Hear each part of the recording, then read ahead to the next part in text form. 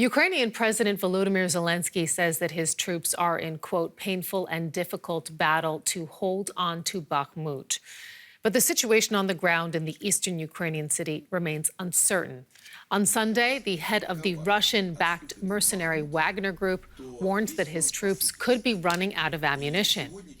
In a message on the group's Telegram channel, Wagner chief Yevgeny Prigozhin said that Russia's front lines near Bakhmut could collapse if his forces did not receive ammunition promised by Moscow last month.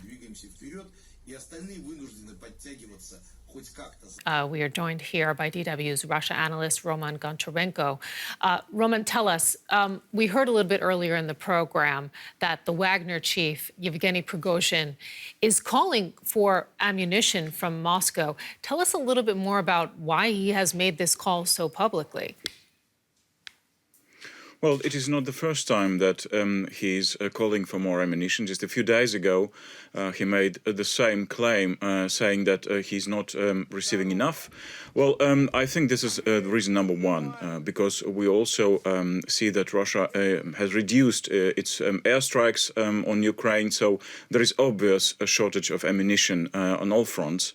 And the second reason we could speculate about is the power struggle between Mr. Prigozhin and the Russian Defense Ministry.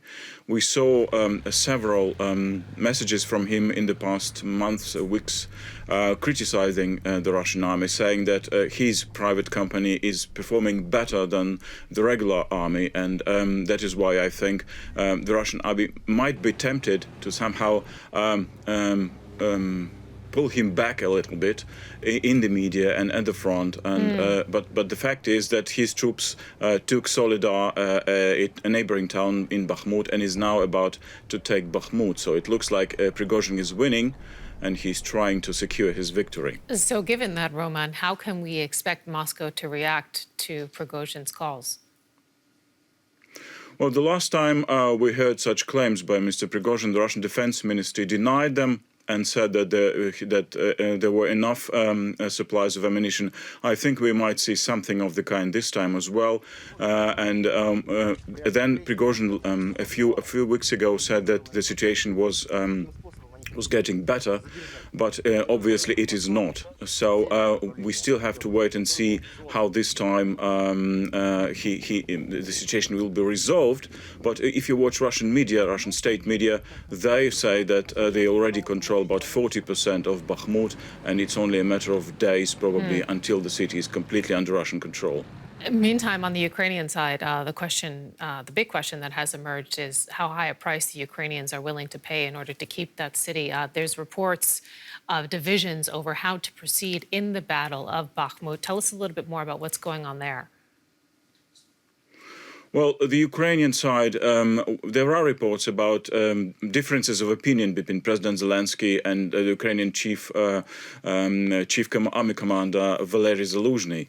And Zelenskyy reportedly arguing in favor of pulling back from the city, leaving the city, and pulling back to another defense line just behind Bakhmut. And President Zelenskyy is reportedly has been favoring keeping on fighting, because this city of Bakhmut is very symbolic for Ukraine. Of course, it's a bigger city than and Russia has been unable to take any Ukrainian city, a bigger city such as Bakhmut, for a very long time, for months now. And Ukraine probably was expecting to keep Bakhmut until Western military supplies, including main battle tanks, including infantry fighting vehicles, would come. But that didn't happen. Ukraine still has to wait for those supplies, but the situation in Bakhmut is devastating hour by the hour. So the observers probably wouldn't be surprised if Ukrainians pull back from Bakhmut in the coming days.